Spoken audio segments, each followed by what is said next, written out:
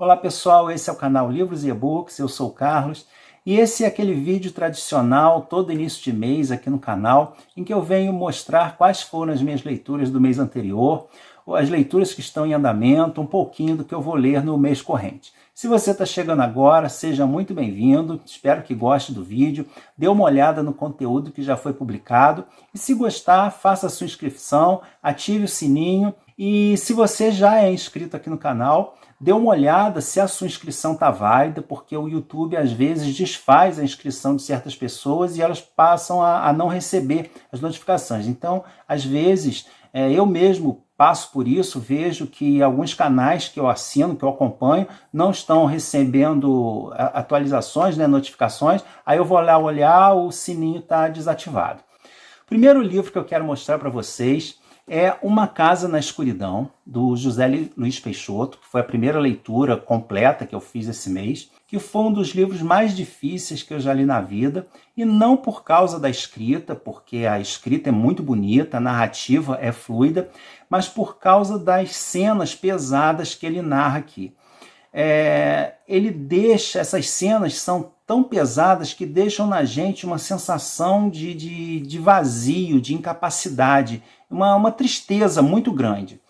É a história de um escritor apaixonado por uma mulher que só existe dentro dele mesmo e que vive com outras pessoas numa casa isolada, bastante solitária, até que esse ambiente é invadido por uma horda de soldados bastante bárbaros que causam ali uma grande destruição. É um livro que é até difícil falar sobre ele, sobre a história dele, porque é uma história tão fantástica, tão cheia de situações absurdas e irreais, e que, em resumo, é uma história de um amor impossível que acontece no meio de um verdadeiro desfile de pessoas mutiladas, tanto física quanto emocionalmente. E o que ficou desse livro foi essa sensação de tristeza que ele consegue passar, e apesar de narrar essas situações tão horríveis, ele consegue fazer isso, transformar essas cenas em uma escrita muito bela. Quem quiser saber de mais detalhes, dá uma olhada no vídeo que eu fiz sobre ele, junto com outro livro do autor, o Galveias. E eu aproveito agora para fazer uma correção, porque naquele vídeo eu falei, eu indiquei o canal de um booktuber português que me presenteou com esse livro, mas eu errei o nome dele, falei que era José Maria, mas o correto é José Manuel. Então já aproveito para deixar aqui publicamente as minhas desculpas para o José. Falando de leituras conjuntas, o grupo de leitura organizado por mim e pela Lê Docena, do canal Portão Literário, está indo de vento em popa. A leitura desse mês foi Madame Bovary, de Gustave Flaubert. Essa obra-prima da literatura francesa, precursor do realismo, causou polêmica na época do seu lançamento, rendendo até um processo de imoralidade para o autor. É a história de uma mulher sonhadora, solitária, presa num casamento morno, com aquela vidinha monótona numa cidadezinha do interior, e que por conta disso começa a procurar satisfações no consumismo e nas experiências amorosas inspiradas nos romances, nos livros românticos que ela lê. É algo, se a gente for pensar bem, até parecido com a juventude de hoje, que se espelha aí na vida de modelos, de artistas, de jogadores de futebol, de subcelebridades, e acaba, na maioria das vezes, se dando mal por isso. E as discussões que nós tivemos no WhatsApp sobre esse livro foram excelentes, enriqueceram muito a leitura, inclusive mudando a opinião de algumas pessoas que já tinham lido o livro e não tinham gostado da leitura numa primeira experiência. E aproveitando o tema do adultério, esse mês nós leremos outro clássico, O Primo Basílio, do Eça de Queiroz. Eu não farei vídeo sobre o Madame Bovary, porque eu já tenho aqui no canal um vídeo relativamente recente sobre ele. Eu vou deixar o link tanto aí nos cards quanto na caixa de descrições. Mas fiquem de olho nos canais Portão Literário, da Lê Docena, e no canal 1001 Livros, do Norton, que em breve esses dois canais terão vídeos sobre esse livro. Os links também vão estar aí embaixo, na caixa. E se você quiser se juntar a nós, é só entrar em contato comigo ou com a Ledocena e começar a leitura. Nós ainda estamos bem no comecinho do livro, dá tempo de acompanhar. E se não der para ler agora, não tem problema, esse ano ainda nós vamos ter outras leituras incríveis. Vamos ler A Ilha do Tesouro, Os Maias, Senhora, sempre uma leitura interessante aqui no nosso grupo. E para completar a leitura do Madame Bovary, eu li no Kindle A Orgia Perpétua, do Mário Vargas Llosa, que é uma verdadeira declaração de amor ao Madame Bovary. O escritor faz nesse livro um estudo minucioso desse livro, da vida do autor, e não só da trama do livro, mas também da composição, da escrita e principalmente das influências dele na literatura e nos autores e livros que vieram depois. Inicialmente ele descreve a experiência pessoal dele com o livro, as suas opiniões e observações sobre os personagens, além das ideias iniciais, como esse livro nasceu a partir da avaliação ruim de um outro livro do Flaubert, por conta de alguns amigos seus, que o aconselharam a escrever um livro sobre algum assunto contemporâneo.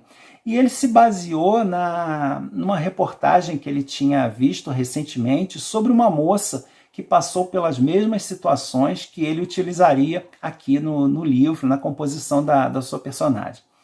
A segunda parte dele, ele dividido em 3 partes, é destinada a destrinchar o livro, não só detalhando o nascimento dele, a sua escrita, mas também a estrutura narrativa.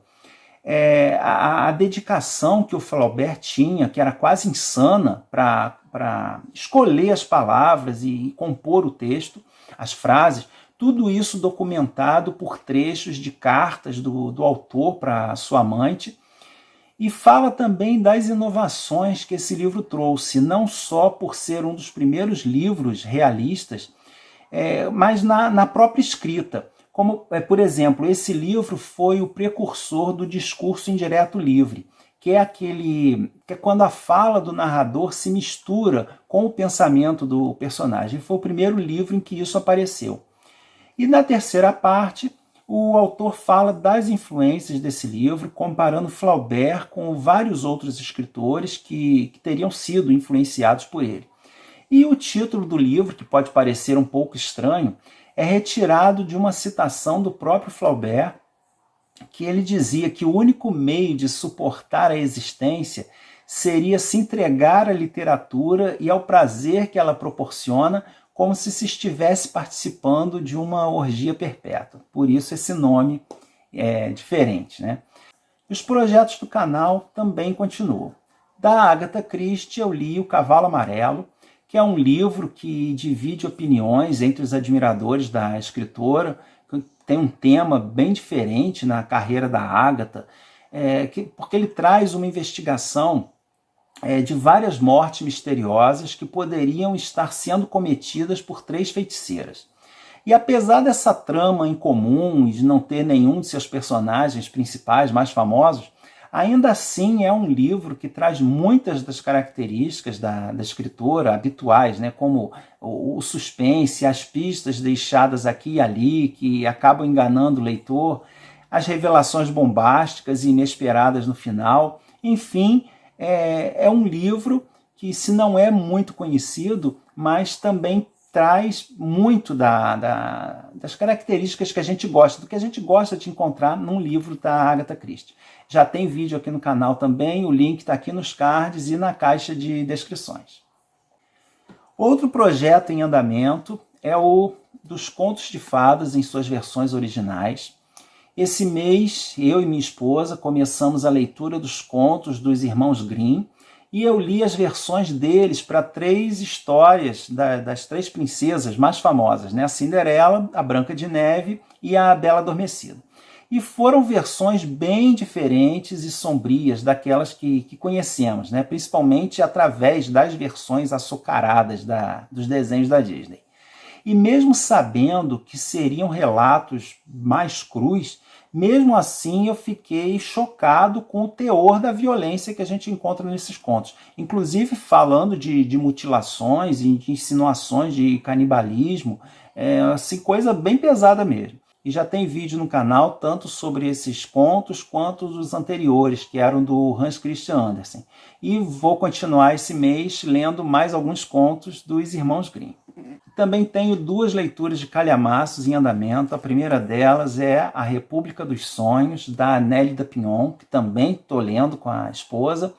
E é uma saga familiar interessantíssima de um imigrante galego que veio para o Brasil sozinho, ainda quase uma criança, com 13 anos de idade, no início do século XX, e constituiu aqui família, riqueza, e com a história dessa família se mesclando com a própria história mais recente do Brasil, né? Mostrando aí o desenvolvimento do país, os nossos problemas sociais e políticos, as revoluções, as ditaduras, tanto a de Vargas quanto a militar, entre outros fatos, né? Intercalado com vários relatos saudosos da vida lá do interior da Galícia. Um livro que está sendo bem interessante. Outro calhamaço em andamento é O Paraíso Perdido, do Milton. Esse grande poema épico sobre a revolta dos anjos caídos, né, que viriam a se transformar em demônios, a criação do mundo, do homem, a tentação de Adão e Eva, sua expulsão do Jardim do Éden. Essa história tão conhecida, mas aqui nesse livro cheio de mensagens e alfinetadas políticas nas entrelinhas. É um livro muito bonito, mas a leitura dele é um tantinho complicada. É necessário bastante atenção, mas é uma leitura que está sendo muito boa e extremamente recompensadora. Uma verdadeira obra-prima. Essas 2 leituras estão entrando na reta final e eu acredito que eu terminarei ainda no mês de junho. Mas não satisfeito com isso tudo, ainda embarquei em mais 2 leituras coletivas e 2 livros também relativamente volumosos. O primeiro é mais uma leitura com a Alê Docena, mais particular, fora do nosso grupo, que é o Romance da Pedra do Reino, do Ariano Suassuna, que é um livro interessantíssimo, mas a leitura dele é um pouquinho complicada, não é fluida não. Tanto por causa do forte regionalismo, tanto no vocabulário quanto na forma, né, na narrativa, em que ele traz várias histórias entremeadas, mais ou menos no estilo aí do Dom Quixote. Quem leu sabe, né, que tem várias histórias ali no meio, além da história principal. E se a gente não prestar atenção, a gente acaba se confundindo. Mas está sendo uma leitura bastante interessante, bem rica e bem diferente do que eu esperava. Eu acho que todo mundo que conhece o Suassuna apenas do Alto da Compadecida, como eu, e dos vídeos hilários que volta e meia aparecem aí na internet, deve se surpreender bastante com esse livro. Mas em breve, quando eu terminar, com certeza vai ter vídeo aqui no canal. E para terminar, iniciei a leitura de outro clássico, o Oliver Twist, do Dickens. E esse aqui é o oposto do Suassuna. É difícil largar esse livro, é difícil até seguir o cronograma de leitura, de tão envolvente e gostosa que é a narrativa do Dickens. Apesar de ser uma história desgracenta e das situações, muitas vezes até revoltantes, né, que esse menino órfão passa. Ele tem uma índole muito boa e passa por poucas e boas na Londres vitoriana, né?